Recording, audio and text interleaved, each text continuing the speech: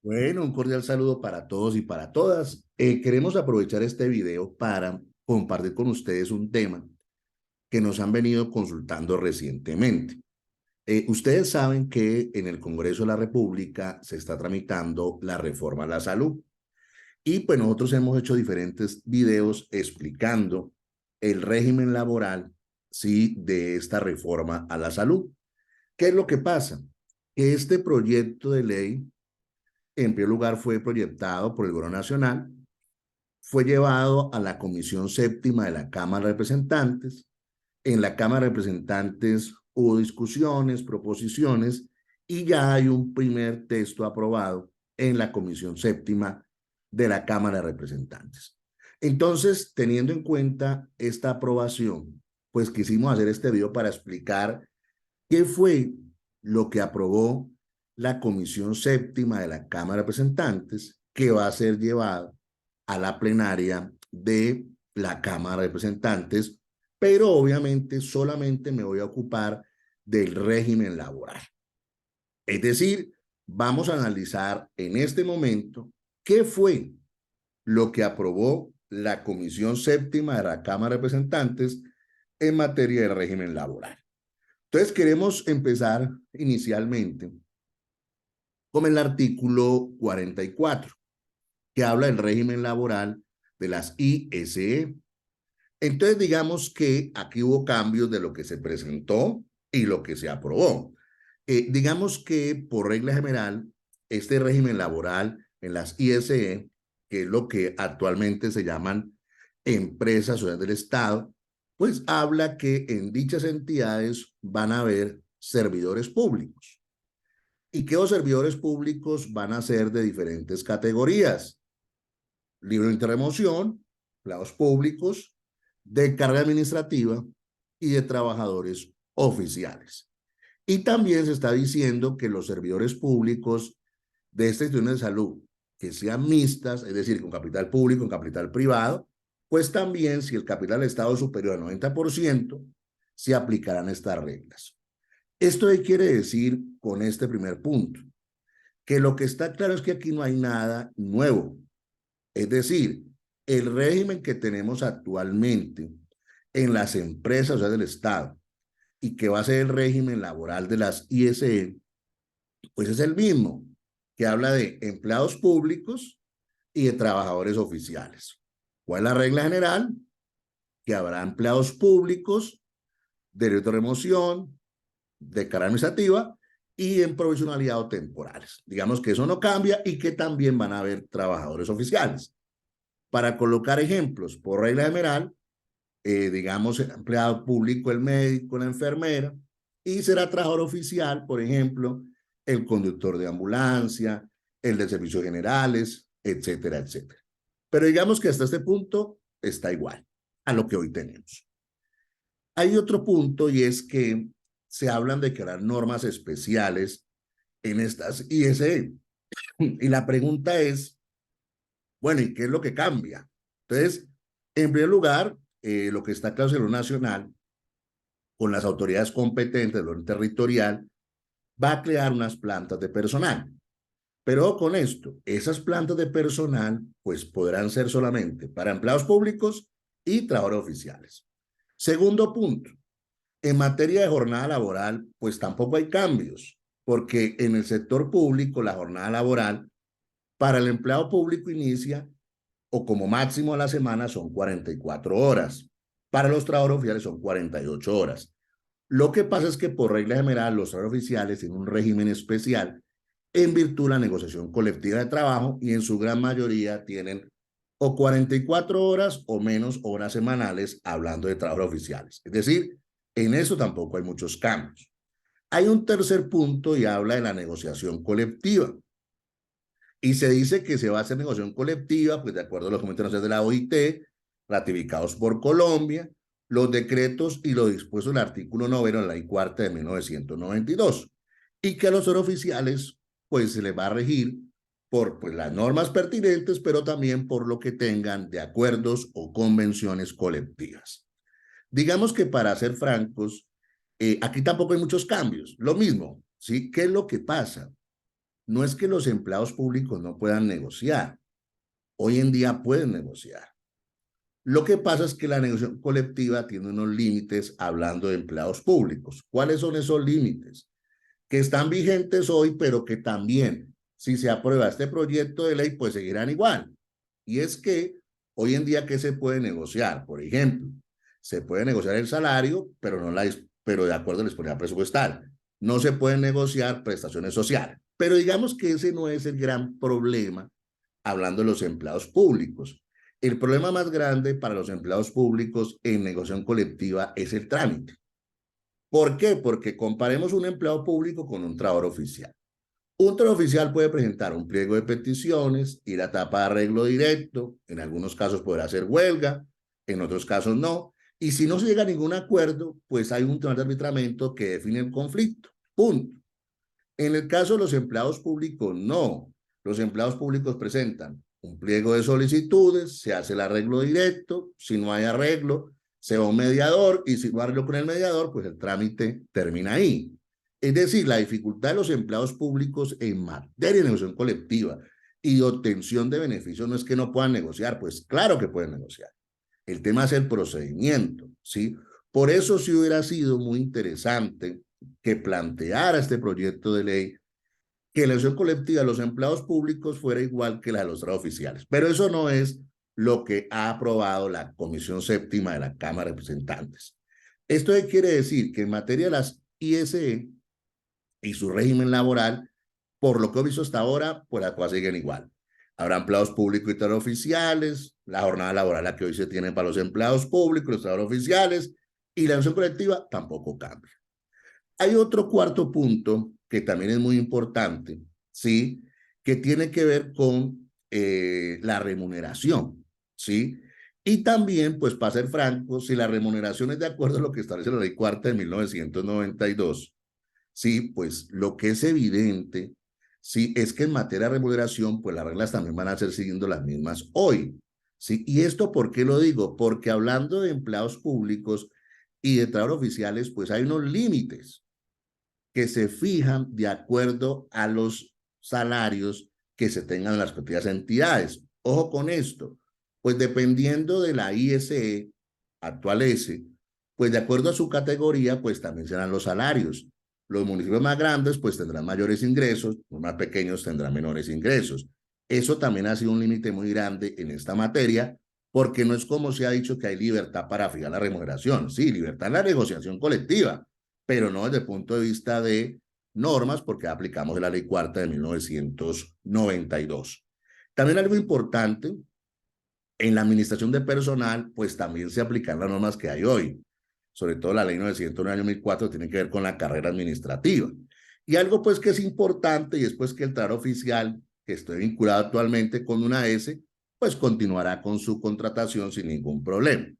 Algo también que está claro y es que si, por ejemplo, hoy en día hay un contraprestación de servicios de una persona con una S y esto se aprueba, pues al pasar y cambia la naturaleza, ahí es donde salió el Estado y ISE, pues obviamente la persona pasa a la nueva entidad con ese contrato sin problemas. Y algo que también es clave es que el Unión Nacional pues va a crear un tema de estímulos, ¿sí?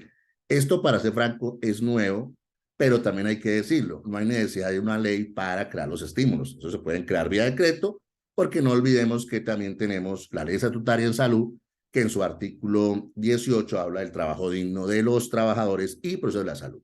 Y en materia de trabajo oficiales, pues también se aplican las reglas que ya están vigentes. Entonces, lo que podemos decir claramente es que el régimen laboral que se está aprobando para las ISE es el mismo régimen que se tiene en las empresas del Estado. Es decir, no hay, digamos, ningún cambio. Otro aspecto aquí importante también tiene que ver con el derecho de permanencia. ¿Eso qué quiere decir? Pues hombre, que si yo soy hoy empleado público en una empresa del Estado y este proyecto se convierte en ley y le cambia naturaleza a la empresa del Estado y ahora será una ISE, pues en ese caso, pues yo paso como empleado público con todos mis derechos y garantías y antigüedad, pues de la S a la ISE, punto. Y soy trabajador oficial, igual. Y también en materia de laboralización, pues también se dijo algo que está claro y es pues que eso no es nuevo. Yo ya pues lo he dicho en muchos videos. Desde 1968 está prohibida la contratación de actividades misionales por prestación de servicios. Inclusive han salido muchas de la Corte Constitucional estableciendo que lo que abren las entidades públicas es vinculaciones laborales y no vinculaciones por contratos de prestación de servicios. También hay otro artículo que hay que revisar, que es el 107, que es como el régimen y política laboral, por eso se llama sobre la salud. Para ser franco, esto tiene pues una recopilación de lo que ya se tiene. La ley estatal de salud reproduce lo que dice la ley, digamos, estatutaria, que se aplicará de la OIT. Digamos que esto está vigente, sin necesidad de aprobar esto. Es que la ley estatal está vigente y después de la OIT, que hacen parte del bloque social, también están vigentes. Pero bueno, digamos que está recogiendo pues algo que está por ahí. Y algo que sí es importante y es que la norma sí quiere insistir mucho en la remuneración para llevar personas a lugares apartados, remotos, dispersos, donde pues las personas tengan incentivos para ir a esos lugares. Entonces, hay un aspecto aquí, digamos que muy importante, y es que este proyecto de reforma aprobado en la Comisión Séptima de la Cámara de Representantes también aprobó algo para los especialistas. ¿Sí? Entonces dice la norma que están proponiendo y es que de acuerdo a la necesidad del servicio, que lo exijan y cuando no haya suficiente oferta en determinadas especialidades médico-quirúrgicas, las nuevas instituciones de salud o las que ya están creadas podrán vincular o contratar a profesionales de la salud, especialistas, ¿sí? Teniendo en cuenta las diferentes modalidades que establece el Código Sustantivo del Trabajo, pues siempre y cuando se garanticen las condiciones de trabajo dignas y justas. Y algo que también la norma plantea y es que se considera el intuito persona y la prestación de servicios personales para actividades de manera independiente. Para ser francos, pues desde el punto de vista de la redacción yo creo que no era más afortunada, pero lo que está claro es lo siguiente. Primero, es que también se está planteando que el médico especialista, pues obviamente tenga vinculación laboral, ¿sí? Y de manera excepcional, o sea, cuando no haya suficiente oferta de especialistas, pues en ese caso se podrán utilizar las diferentes figuras. Y también, pues se protege el trabajo personal independiente. Yo honestamente lo que creo es que esto debería tener una mejor redacción, porque lo que está claro es que, hablando de médicos especialistas, pues hay diferentes formas de contratación, ¿sí? Y yo creo que lo más importante en esta materia, como en las demás, es la libertad que tengan las instituciones privadas y las instituciones públicas y las mixtas en la contratación de estos profesionales. Yo creo que hay unos que están interesados en la vinculación laboral y eso hay que respetarlo y buscarlo. También hay otros que están interesados en utilizar otras figuras propias del Código Sustantivo del Trabajo. Inclusive hay algunos que también consideran como una figura viable utilizar la figura del contrato colectivo sindical, ¿sí? Y en tercer lugar, pues también deberíamos ser más precisos para respetar el trabajo independiente de las personas, que obviamente pues no puede modificarse ni acabarse por un proyecto de ley, porque esto iría en contra, sí, de los principios constitucionales, sí, consagrados, perdón la redundancia, en nuestra constitución política. Y otro aspecto es, venga, ¿y cómo hace el régimen laboral en instituciones privadas y mixtas del sector salud?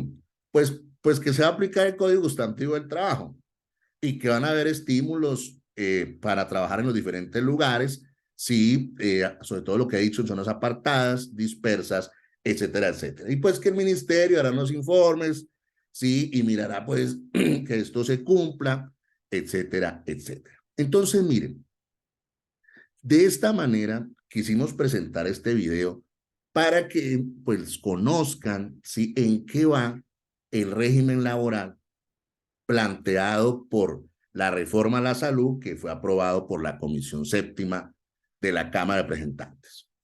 A manera de conclusión, ¿qué podemos decir? Primero, que para ser francos, pues no hay nada nuevo, ¿sí? Es decir, que ha sido como uno de los temas que yo he planteado en muchos foros, debates y videos, y es, yo creo que el problema de nosotros no es la falta de normas, es que no se cumplen las que hay y que a su vez las entidades que deberían controlar no controlan y no imponen las sanciones respectivas. Segundo, hoy se habla de empresas del Estado, se va a hablar de instituciones de servicios del Estado, ¿sí? Esas instituciones van a tener las mismas reglas que hoy se tienen, es decir, empleados públicos, trabajadores oficiales, habrá empleados públicos de derecho a remoción, temporales, de carrera administrativa. Segundo punto, que también, tercer punto, perdón, que también es importante, dice, no, los que lleven más de 3 años en las instituciones, pues serán vinculados directamente, independientemente de la forma de contratación. Esto hablando del sector público. Pues la pregunta es, ¿y cómo los van a vincular? Si es que la forma de contratación por regla general será la de empleados públicos. Entonces, la única manera que ha dicho la Corte Constitucional por medio de concurso, a no ser que hagan empleos provisionales, que también las normas lo que dicen es que los empleos provisionales son para actividades que no son misionales. Sí, entonces es un tema que habría que analizar. Cuarto, en el sector privado, pues tampoco hay cambios, que se aplique el Código Sustantivo del Trabajo. Quinto, creo que el tema de los médicos especialistas, la redacción no es afortunada, porque creo que tanto ellos como los demás deberían tener la posibilidad de ser empleados públicos, lo que lo consideren, y los que también no consideren ser empleados públicos, pues también libertad para otras formas de contratación, como son, por ejemplo, el contrato sindical. Sexto, el comercio de servicios está prohibido para el sector público desde 1968, eso pues no cambia. Séptimo, algo que también la norma trae y se va a insistir en los estímulos y beneficios para zonas apartadas. Pero para ser francos, eso no requiere de una reforma laboral. Sí, en la reforma a la salud, eso está claro. Entonces, de esta manera quisimos presentar este video para que vayamos conociendo qué va pasando y qué se va aprobando. Y cierro con esto. La pregunta es, bueno, si las normas que están proponiendo son las mismas normas que ya tenemos, la pregunta es, ¿por qué no se han hecho las vinculaciones laborales durante todos estos años de vigencia de la Ley 100 de 1993? Y la pregunta es, venga, ¿y por qué, si ha sido siempre una falta disciplinaria gravísima, hacer contratos de prestación de servicios, ¿sí? En las ESES, cuando lo que en verdad es una relación laboral, ¿por qué no hay sanciones? Ese es un tema para analizar y para revisar. Un fuerte abrazo para todos y para todas.